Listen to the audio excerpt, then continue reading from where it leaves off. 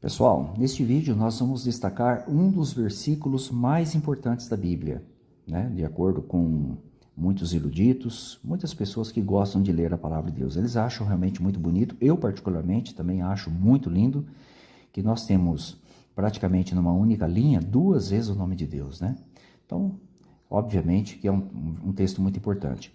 Mas ele tem sido usado também por muitos desinformados e talvez até pessoas desonestas que sabem o real significado das palavras, para tentar enfatizar que Jeová é mais de um, tá? É o texto de Deuteronômio, dá para vocês verem lá no alto, capítulo 6, versículo 4, tá? Deixa eu acender a luz aqui para melhorar um pouquinho.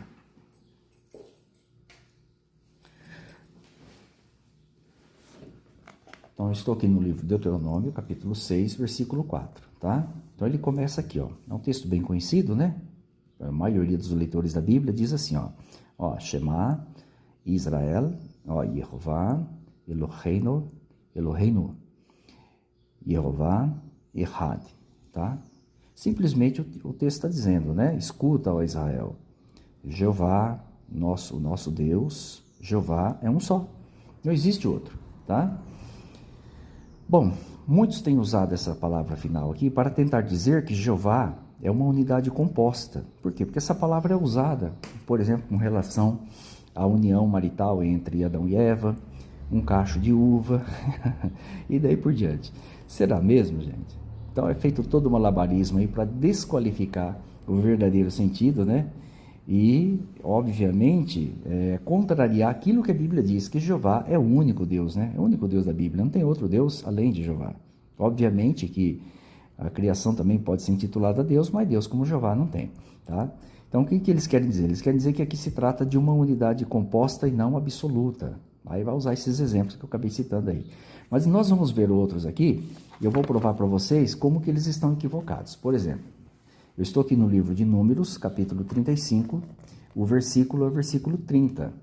O contexto aqui está dizendo simplesmente o seguinte, que uma única testemunha, se ela visse alguém ferindo alguém, tirando a vida de alguém, ela não poderia ir contra, né, aquele que cometeu o delito. Por quê? Porque precisava de mais de uma pessoa para fazer a acusação e essa pessoa, né, o criminoso, pagar pelo seu erro.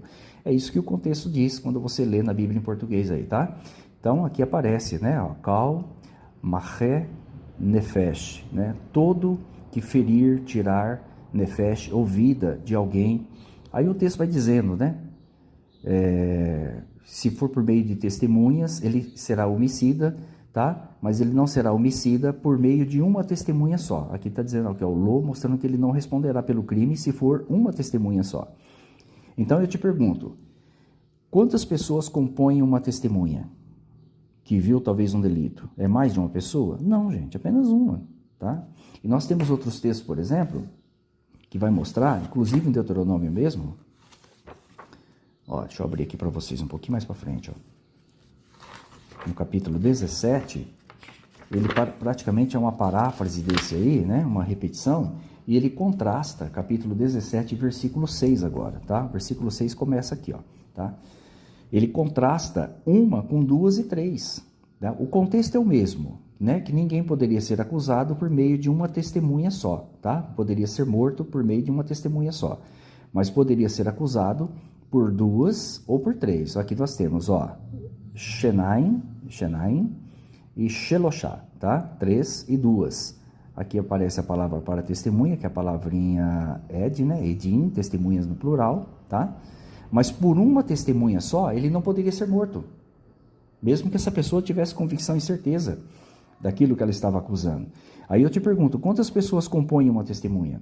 Olha o contraste que você tem com 3 e com 2. Fica muito claro que quem quer dizer que Echad é uma unidade composta, caiu do cavalo, porque aqui nós temos o contraste entre uma, 3 e 2. Uma é uma só e pronto, acabou, não tem conversa. O texto é claro. Por que quando se aplica a Jeová é unidade composta? Obviamente para tentar defender, né, essa doutrina pagã da Trindade a todo custo, que a grande maioria das pessoas se dizem religiosas tentam fazer, né? Aquelas, obviamente, que não aceitam realmente a Bíblia como autoridade, né? Prefere ouvir, né, ou seguir os preceitos dos seus líderes, né? Nós estamos aqui no capítulo 19, versículo 15 agora.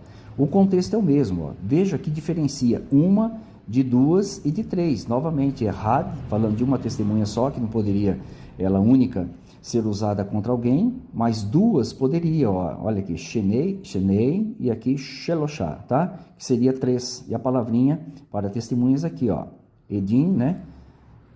Ó, uma testemunha só, Ed, aqui ó, Ed, tá? Uma testemunha só não poderia servir de acusação, mas duas ou três poderia servir de acusação e, obviamente, aquele que cometeu o delito pagar pelo seu erro. Perceberam?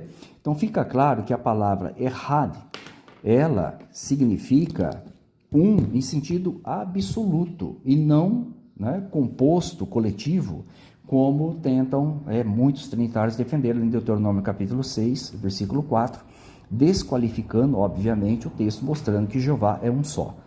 Então, para os judeus no passado, o Deus verdadeiro era um só, Jeová. Para os verdadeiros cristãos hoje, o Deus verdadeiro continua sendo o mesmo, Jeová, um só. Obviamente que entendemos que Jesus é o Filho de Deus, não tentamos fazer essa confusão, né, ou essa fusão toda aí, que a grande maioria dos religiosos tentam fazer, tá bom?